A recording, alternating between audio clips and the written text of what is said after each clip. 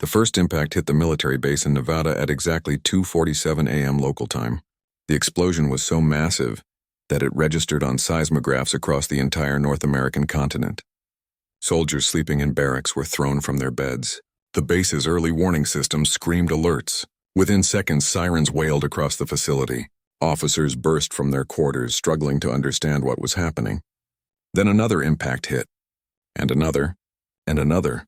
Major Sung-jae was the commanding officer at the base. He had served in the military for 30 years, but he had never experienced anything like this. The explosions were not from earthquakes or accidents. They were weapons. Powerful weapons. Weapons that came from the sky. As he ran through the corridors of the command center, people were shouting reports at him from every direction. The radar showed multiple contacts above the planet. The satellites showed massive explosions in dozens of locations. It was happening everywhere, all across Earth. At the same time, Sung-jae reached the communications room where young officers were frantically trying to send emergency messages. "Get me the Pentagon," he ordered. "Get me the President. Get me everyone now." The communications officer worked with speed and desperation. Within moments, a connection was established. The President of the United States, Park Ji-woo, came on the line. She was in the underground bunker reserved for emergencies. Her voice was calm but urgent. "Mr. Major, what do we know?" the President asked. "Madam President, we are under attack. The explosions are coming from space. We have impacts across military installations worldwide. Initial reports suggest coordinated strikes on every major military base and communication network on the planet.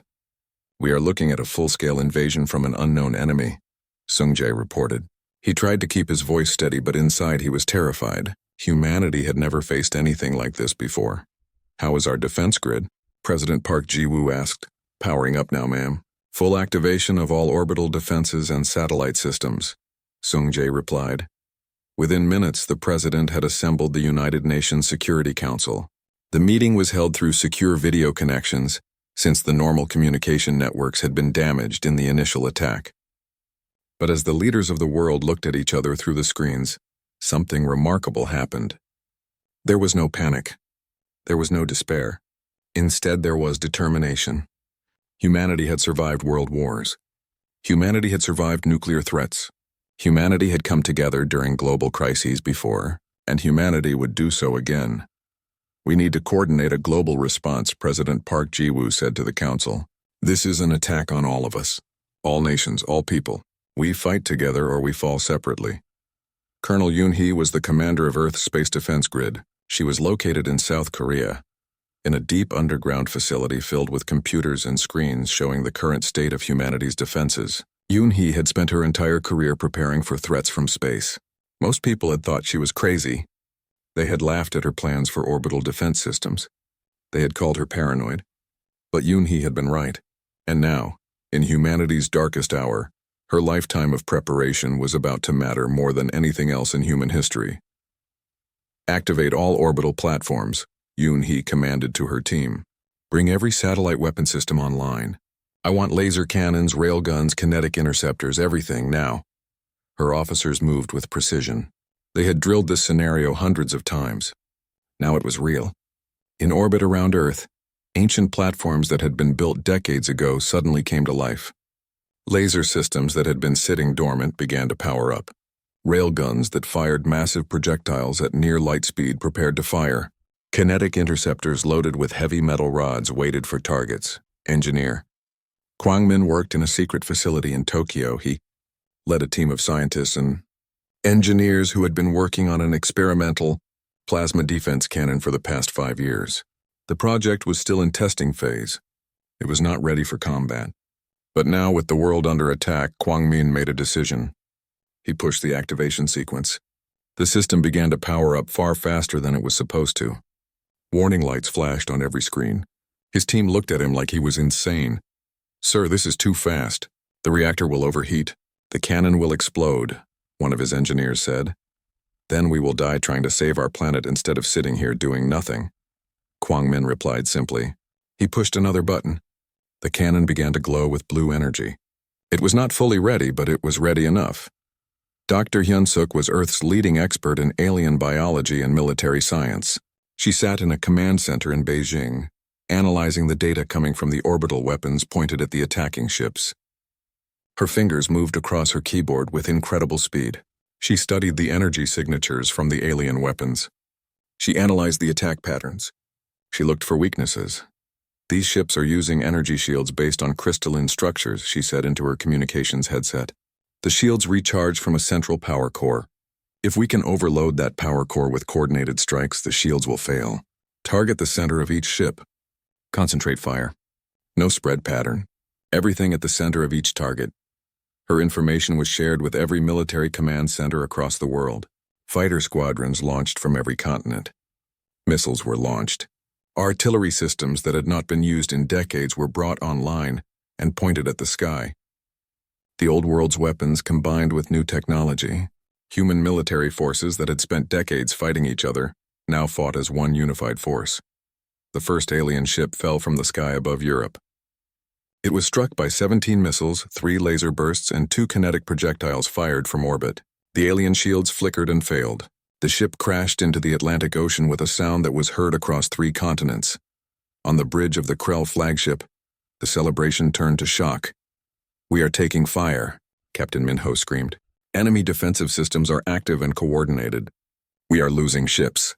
Commander Teo watched as his invasion fleet began to suffer damage. Ships that were supposed to be invulnerable were being hit. Shields that were designed to withstand weapons from advanced civilizations were failing. Something was very wrong. Across Earth, humanity responded as a species under existential threat. Factories that made weapons began running around the clock. Engineers worked without sleep. Soldiers took their positions. Scientists provided real-time tactical information. Pilots flew their jets into the sky to face an enemy they had never imagined. Mothers and fathers looked up at the explosions in the sky and felt fear and determination mixed together in their hearts. The world's nations, which had been divided and in conflict for centuries, suddenly became unified. Because when someone attacks your home, when someone threatens your family, when someone tries to destroy your world, you do not think about the differences between you. You think about survival. You think about victory. You think about making the enemy regret ever coming to your planet. And humanity, it turned out, was very, very good at that. Commander Teo watched the tactical display with growing horror. The blue planet below was supposed to be conquered by now. The primitive humans should have been defeated within hours. But instead, what was happening was impossible. The Krell fleet was being destroyed piece by piece. Ship after ship was disappearing from the display as human weapons found their targets and struck with devastating accuracy. "Report," Teo commanded, his voice cutting through the chaos on the bridge. Captain Minho stood at his console, his face pale and covered in sweat. His hands shook as he entered commands into the weapons system. "Commander, we have lost 43 capital ships. 82 smaller vessels are destroyed. Another 50 ships are crippled and non-combat effective. The human defensive grid is stronger than anything we have encountered before. Their weapons are coordinated. They are sharing intelligence. Every attack they make is designed to exploit our weaknesses." "That is impossible," Teo said. But even as he said it, he knew it was not impossible. It was happening. The humans were proving that they were exactly as fearsome as the ancient legends had described. "What about our shields?" "The shields are failing, sir," Minho replied. "The humans are using a technique we have not seen before. They concentrate all their fire on one location instead of spreading their attacks. It overloads the shield generators. Once the shields fail, the ship's hull is exposed. The human weapons can then penetrate the armor." Another massive explosion rocked the void piercer. Alarms screamed across the bridge. Officers grabbed onto railings to keep from falling. The ship shuddered as another volley of human missiles struck its protective shields. The shields flickered. For a moment, they seemed to stabilize. Then another missile hit, and another. And another. Chief Engineer Dai Jung was deep in the ship's engine room, coordinating damage control efforts. His team worked with desperate speed, trying to repair systems that were being destroyed faster than they could fix them. Fire blazed in one section. A cooling system had failed in another. The artificial gravity flickered on and off, making workers stumble and lose their balance. "We are losing power to the rear sections," one of his engineers reported. "Reroute power from non-essential systems," Daejung ordered. "Divert everything we have to the shields and engines. We need to get out of here." But the human attacks continued. Laser beams cut through space. striking the Krell vessels with scientific precision. Railgun projectiles, massive chunks of metal moving at incredible speeds, smashed through shields and armor. Kinetic interceptors launched from human orbital platforms rained down like deadly hail. The humans were relentless. They never stopped. They never slowed. They just kept attacking and attacking and attacking. Dr. HFY remained on the bridge, watching the destruction of her people's fleet. She felt a strange mixture of emotions. Part of her felt fear. Part of her felt a terrible guilt for discovering the mistake too late to prevent the massacre, but another part of her felt something else. Respect. Grudging, unwilling respect for the humans who were defending their world with such ferocity and intelligence. She watched as a human fighter jet passed close to the viewport of the Void Piercer. It was small. It was fragile. It was nothing compared to a Krell warship, but the human pilot inside that fragile machine did not care. The jet fired its weapons at the massive Krell vessel. The pilot knew he was flying against an enemy that was technologically superior in almost every way. Yet he attacked anyway. He gave his life for his planet. This was what the ancient legends had meant. This was why humans were feared. They did not surrender. They did not break. They died fighting. Around the planet, the battle raged with increasing intensity. The Krell ships tried to maintain orbital bombardment, trying to destroy human defensive positions from space. But the humans were learning in real time. Every human commander, pilot, and soldier adapted their tactics based on what was working and what was not. The humans were not bound by rigid protocols like the Krell. They were creative. They were flexible. They improvised. Colonel Yoon-hee coordinated the human defensive grid from her command center in South Korea. She received constant updates on the battle situation. She could see which Krell ships were most damaged. She could see which human weapons were most effective. She adjusted targets and tactics based on this information. She was not just fighting a battle. She was conducting a symphony of death, and every note was perfectly placed to maximum effect. All orbital platforms, focus fire on the 3 largest capital ships, she ordered. I want everything we have. Lasers, railguns, kinetic strikes. Do not stop until those ships are destroyed. Engineer Kwangmin's experimental plasma cannon was fully powered now. The reactor that powered it was running far beyond its safe limits. The whole structure shook with the strain. But it was working. The plasma gun powered up and fired a massive bolt of blue energy at the Krell flagship. The bolt struck the Void Piercer's shields directly. The entire ship shuddered from the impact. Captain Minho's console exploded in a shower of sparks. He was thrown backward. When he stood up, blood ran down the side of his face. "The shields are failing!" he screamed. "Direct hit from a new weapon system." Teo realized what was happening. The humans were not just defending. They were studying his fleet. They were learning from every engagement. They were getting smarter and more effective with every passing minute. The Krell had 3,000 years of military tradition. They had conquered hundreds of worlds. They had defeated advanced civilizations. But they had never faced an enemy like this. Never faced an enemy that was willing to throw everything they had into the fight. Never faced an enemy that could adapt and innovate faster than the Krell could think. A section of the Void Piercer's hull was suddenly breached by a human kinetic strike. Atmosphere vented into space. Officers screamed as they were pulled toward the breach. Emergency bulkheads slammed shut, trapping some people in the void. The bridge was in chaos. Krell soldiers and officers fought for survival, but survival was becoming less and less likely. Dr. HFY stood at her station and did something she had never done before. She transmitted an open channel message toward the planet below. In the human language, she spoke words that she had learned from studying human history. "To the people of Earth, we are sorry. We did not know who you were. We did not understand what we were attacking. We understand now. You fight like your legend said you would. You fight like no other species we have encountered. You are worthy opponents. We withdraw. We will not return, please. Stop attacking. We are leaving." There was a long moment of silence on the bridge. Then miraculously the human attacks paused. Not because they were afraid. Not because they were backing down. But because they had achieved their goal. They had stopped the invasion. They had defeated a fleet from an advanced alien civilization. And the message from Dr. HFY confirmed what they already knew. They had won. Commander Teo sat alone in his observation chamber, staring out at the stars. He was no longer thinking about victory. He was no longer thinking about conquest. All he was thinking about now was survival. The question was simple. Could the remaining ships escape?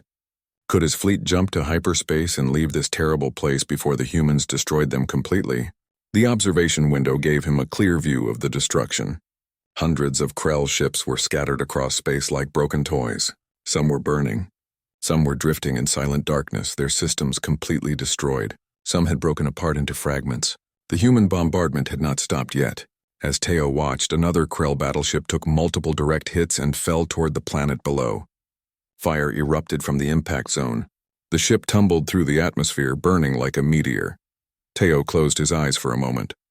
Then he made the hardest decision of his military career.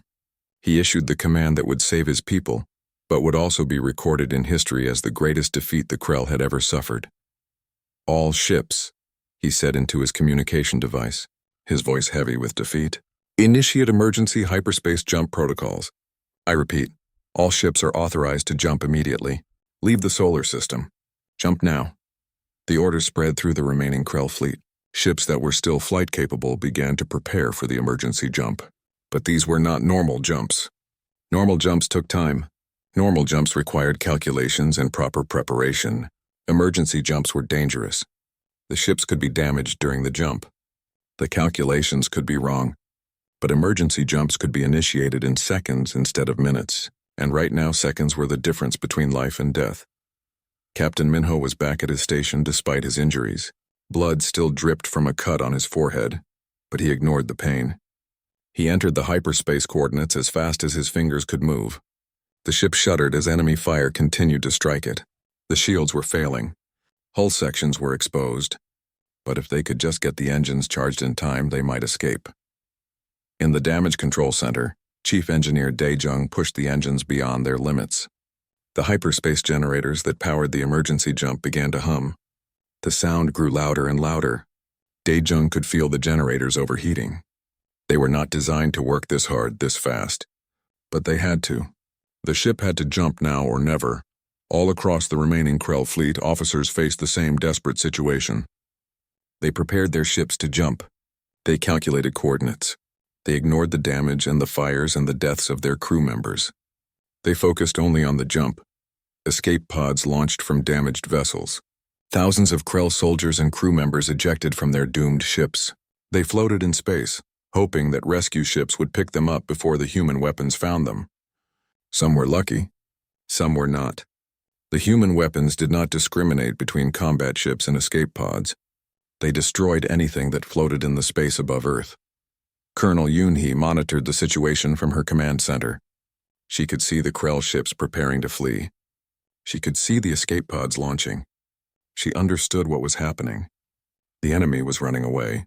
For a moment, she considered letting them go. The immediate threat was over. Earth was safe. But then she realized something. If she let them escape now, they would return. They would return with reinforcements. They would return better prepared. She could not allow that. Target all remaining combat vessels, she ordered. Do not let any intact Krell ship escape. Focus everything on preventing their jump.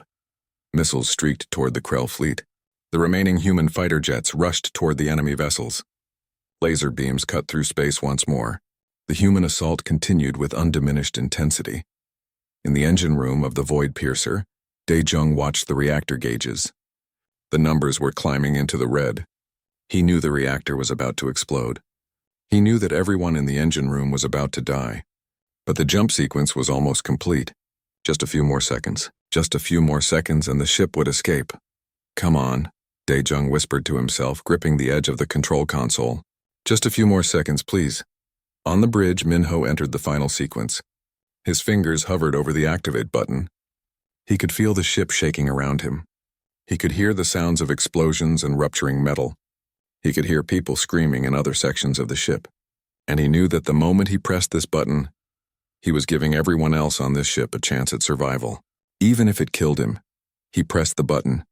The hyperspace generators activated at maximum power. The space around the Void Piercer began to distort. Reality itself seemed to bend. And then, with a sound like the universe screaming, the flagship of the Krell invasion fleet jumped out of normal space. One by one, the remaining Krell ships made their escape. Some managed to jump cleanly away. Some were struck during the jump and suffered catastrophic damage. Some did not make it at all. They were destroyed in the final moments before their hyperspace jump could complete, but enough ships escaped. Enough of the Krell fleet survived the battle to carry word back to the Krell Collective of what had happened here. The human attacks finally ceased. The missiles stopped flying. The laser beams stopped cutting through space. Earth's defenders watched the remaining Krell ships flicker and disappear as they entered hyperspace. The invasion was over. The enemy had fled. On the bridge of the Void Piercer, now traveling through the darkness of hyperspace, Commander Teo remained in his observation chamber. He stared out at the twisted light of the hyperspace tunnel surrounding his ship. The journey home would take weeks. Weeks to cross the vast distances of space with a crippled fleet. Weeks to think about what he would have to report to the Krell Collective. He had attacked the human homeworld. He had awakened a civilization that was far more dangerous than anyone had realized. He had lost hundreds of ships. He had lost thousands of soldiers.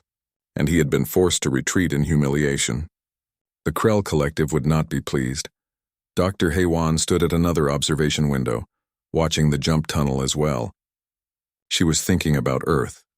She was thinking about the billions of humans who had just survived what seemed like an impossible invasion. She was thinking about the fact that humanity had proven every legend about them to be true. They were adaptable. They were creative. They were willing to die for their home. They were, in every way that mattered, worthy opponents, and she wondered what humanity would do next. Would they follow the Krell home? Would they seek revenge? Would they join the greater galactic community? Haywan did not know, but she knew one thing with absolute certainty. The galaxy would never be the same. The humans of Earth had announced themselves to the stars, and every other civilization in the galaxy had just learned what the ancient legends had always said. Humanity was not to be taken lightly. Humanity was not to be conquered. Humanity was to be feared. The morning after the invasion ended, the sun rose over Earth as it had every morning for billions of years. But everything below that sun was different now. Humanity had changed. The entire world had changed. People emerged from their shelters and looked up at the sky with new eyes. The sky was no longer just weather and birds and airplanes. The sky now held the memory of alien fire and human courage. The sky now represented the boundary between Earth and the vast hostile universe beyond. President Park Ji-woo addressed the entire world from an undisclosed, secure location. Her message was broadcast on every television, every radio, every internet connection. Billions of people watched her face as she spoke. The attack has ended. The enemy has fled. We have defended our world, but the universe is not as we thought it was. We are not alone, and we have learned that not all visitors to our planet come in peace. From this day forward, we will unite as one species. We will no longer fight among ourselves. We will no longer divide ourselves by borders and nations. We are humans. We are the people of Earth. And we have proven to the galaxy that Earth is not a world to be conquered. Earth is a world to be respected. People across the planet heard these words and felt something shift inside themselves. For thousands of years, humans had been divided. They had fought wars over land and resources and ideology.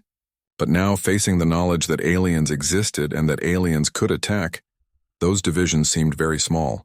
Those old reasons for fighting seemed foolish. What did it matter if one nation or another controlled a piece of land when there were hostile aliens in space who might return?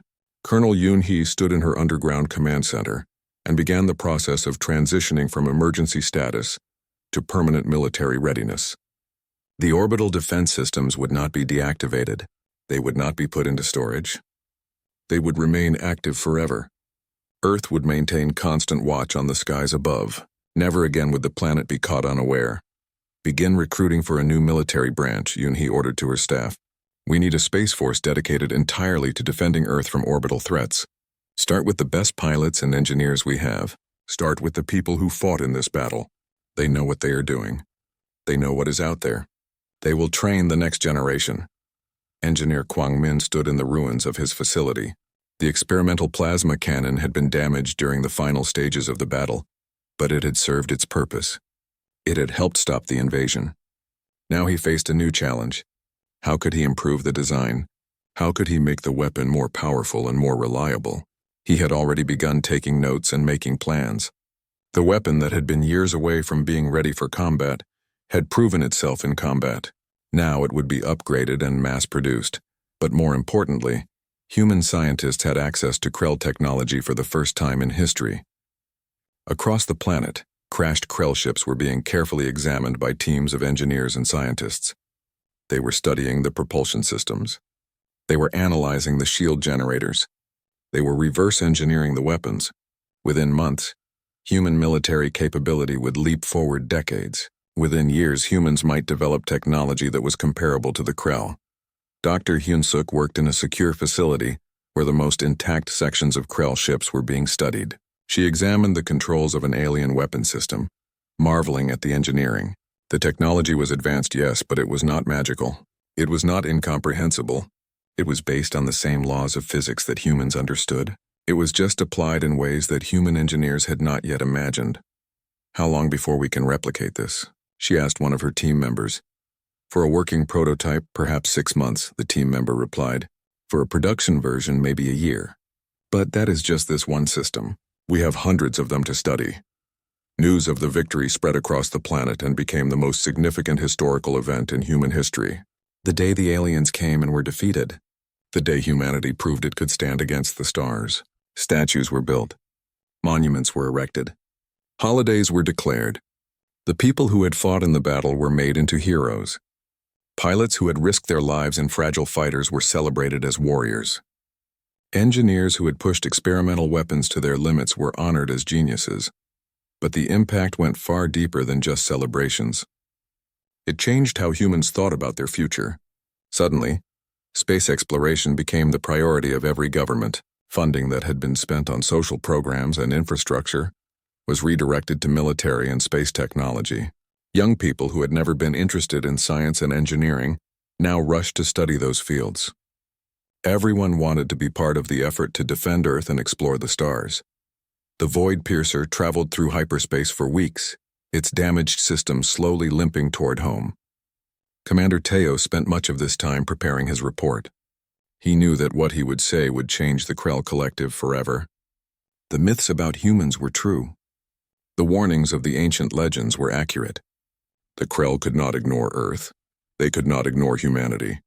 They had to respond, but how? Teo's report would trigger debates in the Krell government that would last for years. Some would argue for immediate retaliation, for assembling a larger fleet and returning to finish the conquest. Others would argue for caution, for learning from this defeat and studying the humans before engaging them again. Some would argue that humanity should be approached as potential allies rather than enemies. The Krell Collective was divided. Meanwhile, across the galaxy, news of the battle spread through alien communication networks. The Krell had been defeated by a species that had only recently developed spaceflight. This was revolutionary information. Species that had been afraid of the Krell for centuries began to hope that maybe the Krell were not invincible. Civilizations that the Krell had conquered began to plan for rebellion. The balance of power in the galaxy was starting to shift, and it had all happened because of one mistake and one planet's determination to survive. Dr. Haewon knew what she had to do. She knew that the Krell Collective would not be receptive to her ideas. They would want revenge. They would want war. But she believed there was another path. She believed that humanity could be negotiated with. She believed that perhaps the Krell and humanity could find a way to coexist peacefully, even perhaps as trading partners or allies. But that was a conversation for another day. For now, she simply watched the hyperspace tunnel and thought about the blue world she had attacked. She thought about the humans who had defended it so fiercely. She thought about Dr. Hyun-suk, who she had never met but who had clearly been helping to coordinate the human defense. She wondered if perhaps in a different time and place, they might have been friends rather than enemies. On Earth, 3 months after the invasion ended, humanity had already fundamentally transformed itself. Military bases were being upgraded. New weapons systems were being designed and tested. Training programs were being established to prepare the next generation of space warriors. The United Nations, reorganized as the United Earth Council, was planning the first human space fleet.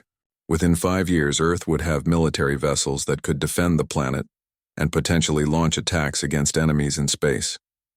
But more than that, humans had developed a new sense of unity and purpose. They were no longer just individual nations and peoples. They were a species with a shared future. They were the people of Earth. And they had looked into the face of the alien and had not flinched. They had fought. They had won. And they had learned that the universe was full of wonders and dangers, but that humanity had what it took to face them. As Colonel Yoon-hee stood in her command center and looked at the tactical displays showing the status of Earth's defenses, she knew one thing with absolute certainty. The Krell, if they ever came back, would find a very different planet waiting for them. Earth was no longer the defenseless world they had attacked. Earth was now a fortress, and humanity, though they did not yet know it, would become the most feared and respected species in the entire galaxy, because they had defeated the Krell, and word of that would spread far and wide among the stars.